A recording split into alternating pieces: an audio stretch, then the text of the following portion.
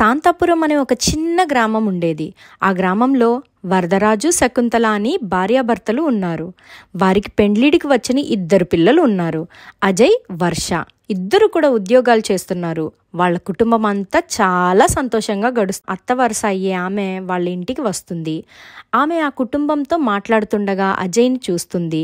"బూ అజయ్, బాగున్నావా? మీ అత్తని గుర్తు పెట్టుకున్నావా, మర్చిపోయావా?"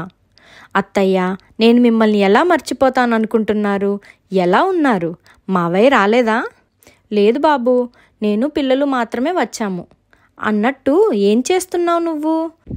"నేను హైదరాబాద్లో ఉద్యోగం చేస్తున్నాను. ప్రస్తుతానికి ఇంట్లో ఉండి చూసుకోవడమే." "మంచిది బాబు" అని అంటుంది. ఇంతలో వర్ష కూడా వస్తుంది. ఆమెతో కూడా చాలాసేపు మాట్లాడుతుంది. అన్నా చెల్లిద్దరూ కలిసి గుడికి వెళ్తారు. ఆ కుటుంబంలో వాళ్ళు 3 మాట్లాడుకుంటూ ఉంటారు. వాళ్ళిద్దరూ గుడికి వెళ్తూ ఉండగా, "అన్నయ్య, అసలు ఈ ఎండలు చూసావా ఎలా ఉన్నాయో? ఈ ఎండలకి బయటికి రావాలంటే చాలా భయం వేస్తుంది. మనమే ఇలా సఫర్ అవుతున్నామంటే ఇంకా పక్షులు ఎంత సఫర్ అవుతాయి?" "అవును వర్ష, అందుకే మనకి వీలైనంత వరకు మనం చేయాల్సింది పని మనం చెయ్యాలి. ఇంటి మీద కొన్ని గింజలు, నీళ్లు పెట్టి ఉంచాలి. ఎండకి ఆ నీళ్లు వేడి కాకుండా జాగ్రత్త తీసుకుంటే చాలు. పక్షులు వాటిని తిని తాగి వెళ్తాయి.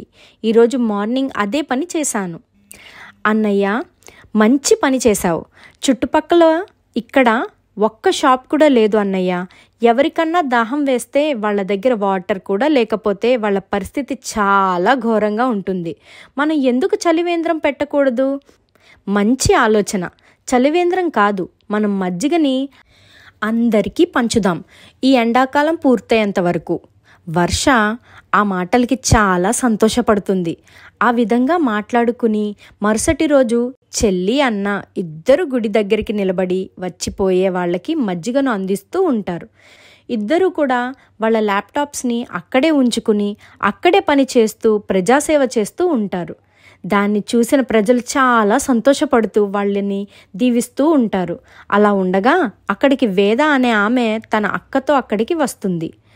వేద వర్షని చూసి, "చూడండి, దీని పేరు వర్ష. ఇది ఇక్కడ కూర్చుని మజ్జిగ అమ్ముతుంది. మనలాగే బాగా చదువుకుని ఉంటే ఏదో ఒక ఉద్యోగం చేస్తూ ఉండేది కదా, ఇలా మజ్జిగ వ్యాపారం చేయాల్సిన అవసరం ఉండదు" అని చాలా హేళనగా మాట్లాడుతుంది. ఆ మాటలకి అజయ్కి మరియు వర్షకి బాగా కోపం వస్తుంది. అజయ్ ఏదో మాట్లాడడానికి ప్రయత్నిస్తున్నప్పుడు వర్ష "గొడవలు వద్దు అన్నయ్య" అని సైగ చేస్తుంది.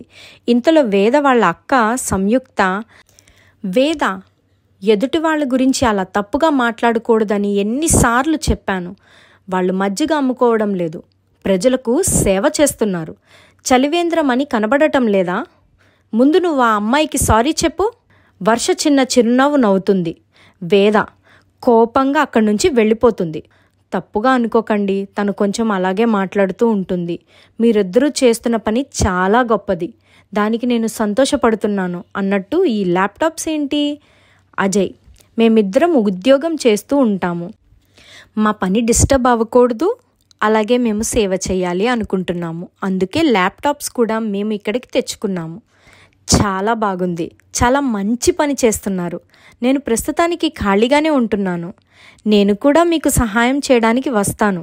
మా అమ్మగారికి ఇక్కడికి ట్రాన్స్ఫర్ అయ్యింది. మేము ఇక నుండి ఇక్కడే ఉంటాము." అందుకు వాళ్ళు కూడా చాలా సంతోషపడుతూ సరే అని అంటారు. ఆ మరుసటి రోజు నుంచి అందరూ కలిసి ప్రజాసేవ చేస్తూ ఉంటారు. అలా రోజులు గడిచాయి. ఒకరోజు ఎప్పటిలాగే వర్ష, అజయ్లు మజ్జిగ క్యాన్ తీసుకుని బయటకు వస్తూ ఉండగా తండ్రి వరదరాజు, "బాబు అజయ్, ఒక 2 నిమిషాలు ఆగు బాబు, నీతో మాట్లాడాలి." బరువుని పక్కకి దించి, "ఏంటో చెప్పండి నాన్న." "మొన్న మన ఇంటికి మీ అత్తయ్య వచ్చింది కదా, ఆమె వాళ్ళ కూతుర్ని నీకిచ్చి పెళ్లి చెయ్యాలని చూస్తుంది. అమ్మాయి చాలా చక్కగా ఉంటుంది. పైగా తను కూడా సాఫ్ట్వేర్ జాబ్ చేస్తుందంట. ఒకసారి తన ఫోటోలు చూస్తావా?" "సరే నాన్న" అని అంటాడు. వెంటనే అక్కడ ఉన్న తల్లి శకుంతల పరిగెత్తుకుంటూ ఫోన్ తీసుకుని వచ్చి, "ఇదిగో బాబు ఫోటోలు" అని చూపిస్తుంది. ఆ ఫోటోల్లో ఉన్న అమ్మాయిని చూసి అజయ్ చాలా కోపంగా, "ఈ అమ్మాయా? తను చాలా పొగరబోతు. అసలు మన కుటుంబంలోకి ఈ అమ్మాయి సరిపోదు నాన్న. పక్కనే ఉన్న వర్ష ఆ ఫోటోని చూసి, ఏంటి ఈ అమ్మాయి మన చుట్టాలమ్మాయా? తను నా స్నేహితురాలు కూడా. చదువు వల్ల గర్వము, చాలా పొగరు ఉంటాయి ఈ అమ్మాయికి. నాతో కాలేజీలో సరిగ్గా మాట్లాడేదే కాదు. ఈ అమ్మాయి వదినగా అస్సలు వద్దు. ఈ మాటలకు తల్లిదండ్రులు చాలా ఆశ్చర్యపోతారు.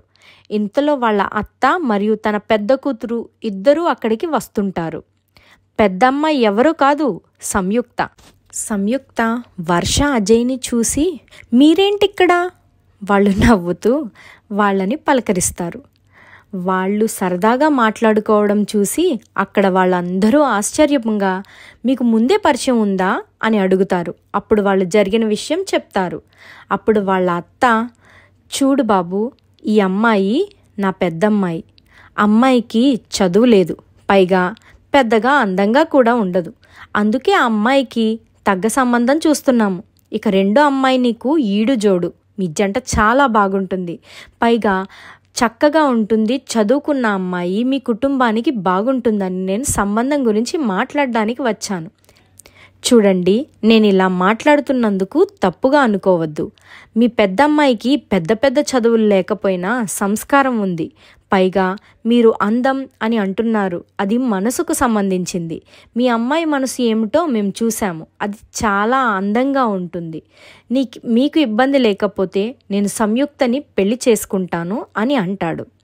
ఆ మాట వినగానే వర్ష చాలా సంతోషపడుతుంది. సంయుక్త వదిన, నువ్వు ఇప్పుడు ఒప్పుకోవాల్సిందే.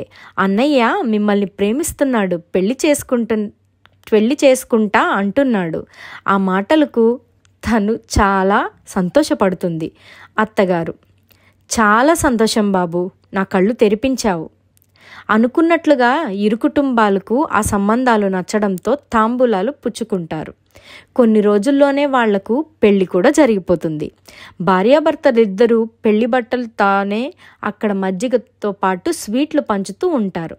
అక్కడికి వచ్చిన వాళ్ళంతా వాళ్ళని ఆశీర్వదిస్తూ చక్కగా ఉండండి అని చెప్పి వెళ్ళిపోతారు. రోజులు గడుస్తున్న కొద్దీ సంయుక్త అజయ్ల మధ్య ప్రేమ మరింత బలపడుతుంది. వాళ్ళిద్దరూ ప్రతిరోజు కూడా చలివేంద్రం దగ్గర మజ్జిగ పంచుతూ అందరి దాహం తీరుస్తూ చాలా సంతోషపడతారు. అజయ్, సంయుక్త, వర్షలు చేసిన పని ఎలా అనిపించిందో కింద కమెంట్స్లో కమెంట్ చేయండి. ఈ ఎండాకాలం పక్షులకు వీలైనంత వరకు నీళ్ళని ఉంచుదాం. ఇలాంటి మంచి మంచి కథల కోసం మన ఛానల్ని ఇప్పుడే సబ్స్క్రైబ్ చేసుకోండి.